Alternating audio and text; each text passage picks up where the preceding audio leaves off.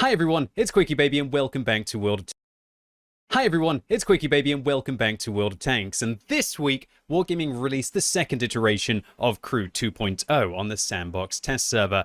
The first version of Crew 2.0 went up in February, which I covered in a very detailed video highlighting the good, the bad, and the ugly about Crew 2.0. This time, nearly 5 months later, Wargaming have apparently carefully analyzed all of our feedback and the statistics that they obtained, and they have particularly paid attention to the most controversial aspects that sparked the hottest discussions. Considering this bold statement and the amount of time between iterations of Crew 2.0, I had high hopes. But unfortunately, after watching Wargaming's video, it's very clear to me why the community are pretty much panning it with regards to their feedback. Accordingly, in today's video, I'm going to highlight just what the community has to be worried about with Crew 2.0, and also why Wargaming have pretty much not listened to our feedback from the first iteration. Firstly, let me clarify that I will not be covering everything which I featured in my video in February. There was a reason why it was 37 minutes long, and the interest of keeping this video as short as I possibly can, I'm not going to be reiterating all of the good things about Crew 2.0 which still remain in the system. Right off the bat, I want to address, will your crews remain as competitive in Crew 2.0 as they do now? Well, let's take my Type 5 Heavy as an example. I have a commander with 6th Sense, Brothers-in-Arms, Repairs, and Recon. I have a gunner with Designated Target, Repairs, and Snapshot. I have a driver with Preventative Maintenance, Clutch Braking, and Repairs. I have a radio operator with Repairs and Situational Awareness, one loader with Intuition, Safe Stowage, and Repairs, and another loader with Intuition and Repairs. The only things that I really feel that I'm missing on this vehicle would be off-road driving, possibly adrenaline rush, and if you're a bit of a weirdo, controlled impact. Apart from that, I feel that this crew is just as competitive as somebody who's managed to get 6 or 7 skills in World of Tanks. So let's see what happens if we convert them using Wargaming's new conversion process. If I choose Mobilize, all of the crew get molded into one crew member, or one set of crew if you want to call them that. And let's take a look to see what skills in my opinion, near perfect crew has been assigned. So that more or less 4-skill crew has been converted into a new commander that is level 56 out of 80. And I also noticed that now I no longer have 10 out of 10 in pretty much any of these aspects apart from Brothers-in-Arms. This conversion process has some massive fundamental flaws. While Wargaming would argue that this conversion process leaves you with the same kind of talents as you had previously, because you haven't spent 30 points in any of the individual trees, it leaves you without the all-important perks. For example, Torque gives you 10% increased engine power up to 40 kilometers an hour, which a Type 5 Heavy is always going to be below. That's a massive buff. That's the equivalent of having a turbocharger on your tank. And remember, if my commander had been level 80, I would have been able to apply 30 points in 2 of these trees and pick 2 of these game-changing talents. In addition to this, I noticed that I don't really have 10 out of 10 in any of these areas, and I'm bemused that even though I felt that I had Intuition max on both of my loaders, now I only have 7 out of 10 points in that area. But here is the biggest problem with Crew 2.0 for a player that has 4 skills on their current tank. Previously, I felt that I had pretty much everything apart from 1 or 2 skills on the Type 5 Heavy. A 4-skill crew is hard enough to be able to get as it is. In fact, to be able to get to level 56 in the new system, that is 2,250,000 experience, probably the equivalent of playing at least 1,000 games of World of Tanks, maybe with a premium account. In the new system, even 1,000 games of World of Tanks with a single crew only leaves them being semi-competitive. Other players with more skilled crews against my Type 5 Heavy now might have up to 24 additional points to spend, giving them some massive boosts in certain areas. For example, they could have spent 10 points in close combat. This will make their vehicle 2.5% better with regards to crew skills. And they could have also been able to take those 2 additional talents. My Type 5 Heavy has gone from being pretty much just as competitive as any Type 5 Heavy out there with a 4-skill crew to now severely lacking in the new Crew 2.0 feature. And considering how long it takes to be able to grind up these tech trees, which you have to do individually for all of your crews, the mind boggles at the idea of getting up to hundreds of your vehicles into a competitive order. Effectively, what Wargaming are doing with Crew 2.0 is they're changing the goalposts for how much you have to play the game or pay into the game to be competitive. And considering I ran a survey which said that 88% of the player base do not have a 6 or a 7 skill crew in any of their current vehicles, 88% of the player base are not going to have a maxed out crew. But you can almost be darn sure the same can't be said for the 279E or the Chieftain on the enemy team. Now I want to talk about just how darn scary the new experience requirements are if you want to get all the way to level 80 and beyond. But more on that later on in the video today. My Type 5 Heavy that we were just talking about, as I mentioned, landed at level 56. That's 2,250,000 experience. And I feel that currently in the non-Crew 2.0, that's about the level where I start to feel that I'm just as competitive as anyone else, minus 1 or 2 areas. Now, if you want to push on towards level 60 to be able to get 2 talents, if you invest 30 points into each of the trees, that's 2.75 million experience. And if you want to get all the way to 80, it's going to be 6,750,000 experience. Now, of course, some players out there will have an absolute load of credits, and you can use crew books to be able to boost a crew from level 1 all the way up to level 80, just like that. But for every single one of your crews, it's going to cost 54 million credits.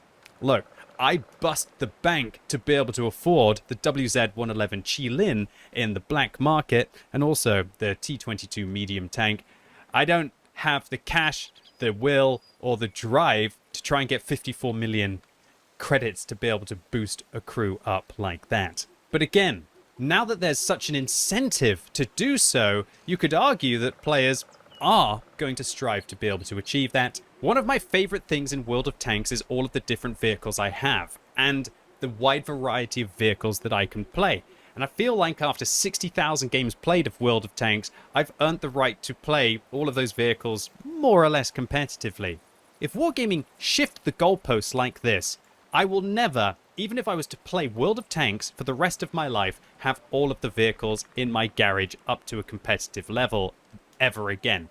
And for me, that is an absolute terrifying concept. And the fact that I will feel that I'm hindering my ability to be competitive if I don't focus all of my training in very small areas on just a handful of tanks might actually break my will or desire to even bother grinding in the first place. Next up, I want to talk about instructors. Now, Wargaming have done a great job with instructors as to allowing you to pick specific skills for your instructors, so it no longer feels as if you're opening FIFA packs and kind of getting lucky as to whether one of your instructors is actually useful or not. However, not everybody, like me, is fortunate enough to have bought all of the premium content, to have bought all of those Brothers in Arms crews, to have had a Twitch Prime account for many years and been collecting all of the extra commanders that you manage to get from that. And it's undoubtable that for the majority of players, having crew instructors, which are going to be so integral for you to achieve on all of your tanks, is just not going to be a reality.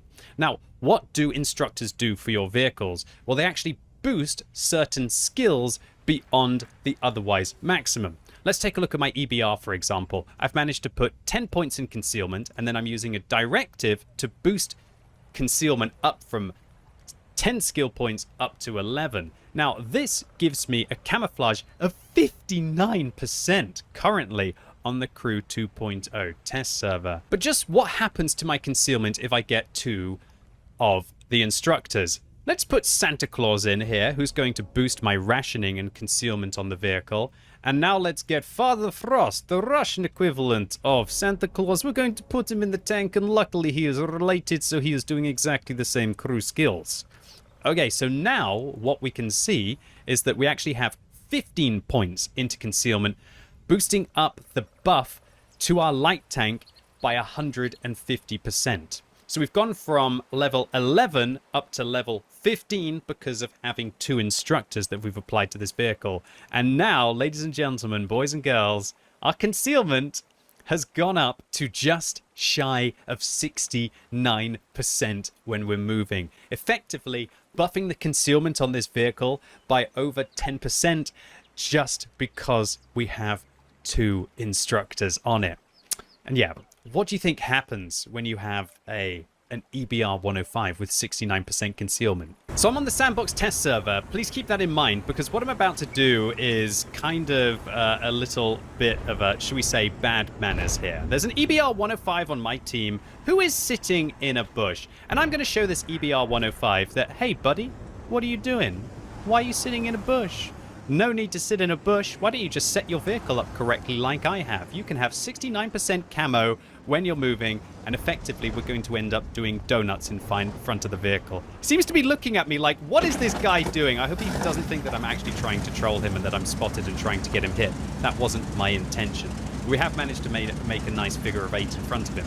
What I'm trying to show you here is that we're literally driving within about 200 meters of the Gorilla there, and the Gorilla is not spotting us. Now we're spotting a 121B at 300 meters. I'm going to speed this replay up a little bit and just take a look at this. We're not spotted, boys and girls. We're not spotted here right now. There's a Chieftain 300 meters away.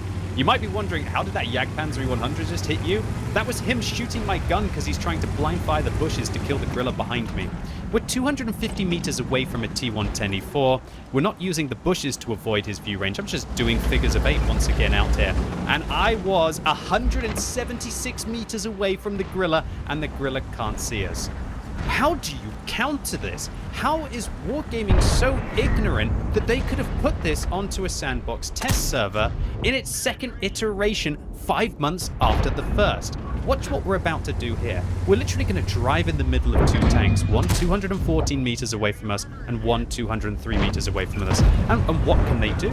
The answer is that they just can't do anything. They can't manage to spot me because, of course, I have 69% concealment. We drive all the way past the Jagdpanzer 100. We get over towards the artillery, and we kill 1 artillery and we kill a 2nd artillery. And some of you might be thinking, oh, well, it's great that you've managed to kill the artillery, but that's not the point. The point here is that you can get your camo rating so high on your light tanks, but only if you have instructors, which are more or less a premium currency, so that light tanks will become more or less uncounterable. How do you find a vehicle with 69% camo when it's moving at tier 10? So if you think setting up an EBR like this hinders its ability to be able to spot, you'd be incorrect there as well. Later on in this game, once we've managed to get up to 3,900 spotting, and we get the additional 7.5% crew skill from one of the talents, or Team Spirit, that you can see along the bottom of the bar here, we're actually getting up to about 523 meters view range in an EBR 105. And this gives the enemy pretty much no hope of being able to spot me, of course, unless I fire at them and then I blow all of my camo rating out. EBR 105s are one of those tanks that scale very highly with crew skills. That's why it's almost mandatory to use bond equipment on this tank with a perfect setup crew. With Crew 2.0 allowing you to be able to take crew training further than ever before possible in World of Tanks, vehicles that have dubious abilities, which when min-maxed are incredibly toxic, are definitely going to become even more of a reality. But it's not just light tanks that are able to do stupid things. What you're going to be seeing here is an Object 268 version 4 that is speccing for mobility and, more importantly, the ability to repair its tracks incredibly quickly. I'm not even going to use a repair kit on this tank. I'm going to use remove speed governors instead to be able to give myself even more engine power.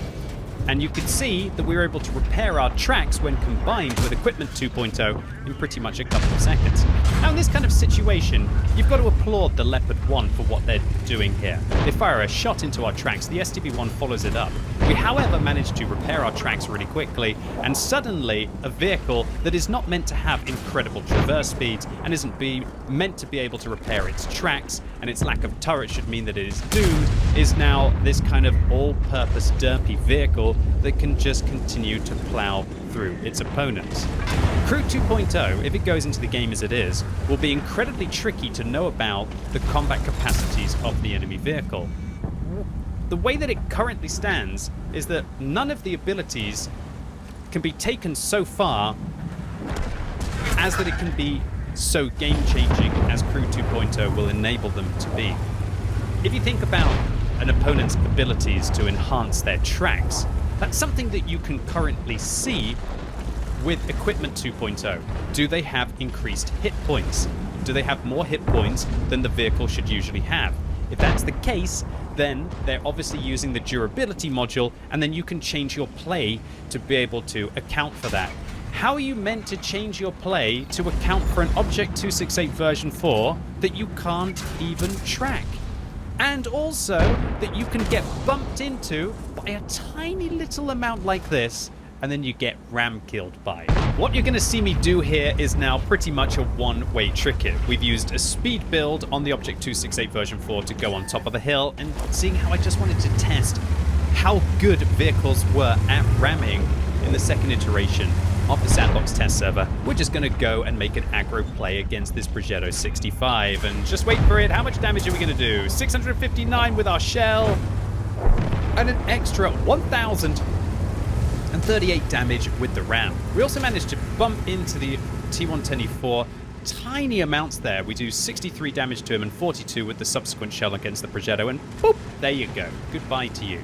Now look, what I've done here is definitely not the most intelligent, but can medium tanks do it as well? Well, the answer is yes. Let's take the fastest medium tank in the game, which definitely isn't the heaviest, the CS63, and see if we can go on a little bit of a warpath. The T49 hits me for 326. I ram them, do 4 critical hits to them, do 668 ramming damage, as well as 368 damage that we did with our shell, and then just casually drive away. Drive like a bit of a moron here, there's no doubt about that. How do you counter that? How do you counter a medium tank that has such crazy mobility that also has the capacity to ram you as well? We're going to go and make another aggro play to show that it's not what you can just do against light tanks. Let's ram the Char Future 4, for example. Definitely not the heaviest medium tank in the game, but far from one of the lightest. We're going to make our way up the slope at about 60, come down the slope. We're reaching about 70 kilometers an hour as we ram the player for about 700 there. 711 to be exact. How do you counter this? How do you stop a vehicle from shooting you for 400 and ramming you for 700? Now, obviously, it's not such a big deal if you're a Char Future 4 and you've got some friends who are autoloaders as well. I'm playing on the Sandbox test server to try and test what you are going to be able to do. But imagine in the slower games, maybe if you're in a smaller, lighter armored vehicle against the kind of super aggressive players that just want to take you out the game and they don't really care about surviving in it. What they're going to be able to do with a setup like this is far above and beyond what is currently possible in the game. And remember, you're only going to be able to get the bells and whistles like controlled impact after you've got all of the fundamental skills. You're going to have to get brothers in arms first. You're going to have to get the maintenance to be able to improve your tracks. So don't think that you're going to be able to take controlled impact on your vehicles unless you're starting to get towards level 70 or level 80. It's just not going to be a possibility. And remember, as I highlighted, unless you play the game only in 1 or 2 specific tanks and you play a lot, or alternatively, you've got a hell of a lot of cash, you're not going to be able to get those bells and whistles, but there's no way to guarantee that the rest of the player base or the person on the enemy team won't have them. Now, ladies and gentlemen, I want to highlight the most disgusting thing about Crew 2.0, as if everything that you've seen was not enough, that I would go as far as to say was fundamentally flawed, abhorrent, and if Wargaming seriously intend to put this inside the game, it's something that's worthy of quitting over. And that is that once you've managed to get your commander or your crew to 80, which remember requires 6.75 million experience, you can actually push your crew further. Now, Wargaming have changed it so you can't use crew books, aka credits, to continue to do this. However, what you can do is you can use free experience. Free experience, something that you can convert using gold in your account to be able to achieve. There are going to be 8 levels that you are going to have to jump through if you want to be able to fully max out a tank and be able to call it as competitive as it could possibly be. Now, each level gives you a certain percentage of vehicle handling. Vehicle handling is Wargaming's new term for basically crew skill percentage, i.e. Brothers in Arms in the current system gives you 5% crew skill. And just how much do you think you get after 8 levels? You get 15% vehicle handling, aka crew skill. That's the equivalent of having not 1, not 2, but 3 regular vents equipped on a tank, just because you've continued to grind a commander after the 6.75 million experience that you've had to grind through them to reach level 80. To put this into perspective, why don't we try switching out the commanders? Here we see Roderick Short. Roderick Short is level 80 and hasn't managed to spend all of the experience they would need to be able to get to the 8 different levels of prestige. Roderick Short has 4,532 damage per minute on the Badger. Why don't we switch them out instead to Marjorie Jackson, who has gone all the way up to level 80 and then beyond, reaching maximum level, aka 88 if you want to look at it like that. Marjorie has 4,801 damage per minute on the Badger, and of course this crew skill disparity between Marjorie and Roderick is not only going to affect the damage per minute of the vehicle, it has better accuracy by 0.02, better aim time by 0.08, and also look at the view range difference. 451 goes up to 477, all the way down to things like the traverse speed of the vehicle, which goes from 28.13 degrees a second to just shy of 30 degrees a second. All of these things are effectively going to become a play to win, or let's be more realistic, a pay to win advantage in World of Tanks. But if you thought it was going to be cheap to become a super tank, well, you might have another thing coming. To get level 1 prestige, it's going to cost you just shy of 50,000 free experience or 250,000 crew training grinded, and that will give you, boom, that 3% crew skill. The next level costs 100,000 free experience or 500 crew training. After this, it's a million crew experience or 200,000 free experience. Scaling up to 1.75 million experience to 5 million experience, 10 million experience, 15 million experience to be able to achieve the next level. And then I believe the final one is 20 million experience. All in all, to go from prestige level 1 up to prestige level 8 is going to cost you 53,500,000 experience. And if we add to that how long it took you to be able to go from level 1 to level 80 before you start to prestige, it's 60,250,000 experience in World of Tanks. Yeah, ladies and gents, that's a little different to where my Type 5 Heavy was at 2 million experience, and I feel that I'm just as more or less as competitive as everyone else. If you were to do this with free experience alone, it would cost you over 12 million free experience, which of course at a conversion ratio of 1 gold to 25 experience is 482,000 gold. But of course, you're going to have to grind the 12 million XP on your other vehicles to be able to convert, right? So just how much real money would it cost me to get 482,000 gold in World of Tanks? Well, let's try 482,000. Oh, it doesn't actually let me buy more than 50k at a time. All right, well, 48,200 gold would cost me £135.67. So that means if I was to do that 10 times, well, firstly, Amex is probably going to contact me and tell me that there's been some kind of fraud on my card. But that would be £1,356 and 70 pence. Or for all of my lovely American viewers out there, just shy of 1,900 United States dollars. This is as close to insanity as I have ever seen in a video game. I would usually love to say that I have no idea what Wargaming are thinking and to give them the benefit of the doubt, but I know exactly what they're thinking. They're thinking that people are going to either sit there and grind their game as pretty much a full-time job to be able to get competitive, or people are just going to get their credit card out and buy insane amounts of gold to be able to make maybe one of their vehicles truly special and a super tank inside the game.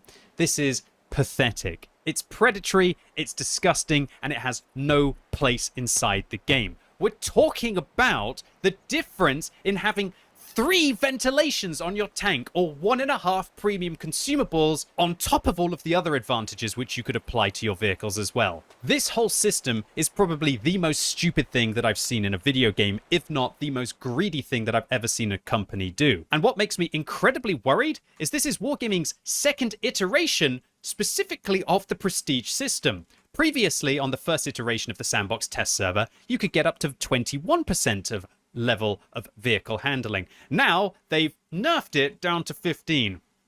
Wargaming, this number, unless it's 0, is always going to be completely unacceptable. It is of vital importance that we as a World of Tanks community strongly let Wargaming know that anything like this should not and will not go into the game. As after 10 years of playing the game, 90% of the player base won't even have a crew that reaches level 80 when Crew 2.0 is released, let alone one that is going to push above and beyond, most likely using their wallet to become a super tank that you are just not going to be able to compete with.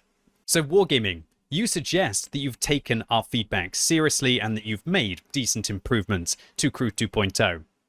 I don't think you have at all. And there's no doubt why the community are letting you know with the feedback on your YouTube video that this will not stand. Ladies and gentlemen, this is seriously one of the kinds of things that could just make this game not even worth playing unless you are paying significantly to be able to play it. And to all of the World of Tanks community out there watching, considering that Wargaming didn't even really listen to us the first time round, I think now is more important than ever to respond with more conviction. So if you want to get listened to by Wargaming, then what you want to do is download the Sandbox test server, play a few games on it this weekend, and then hopefully you will get one of the feedback pop-ups that arrives in your regular client, and let Wargaming know just what you think about the idea of not being competitive in the next version of World of Tanks, unless you're willing to either grind or pay to get through millions and millions of experience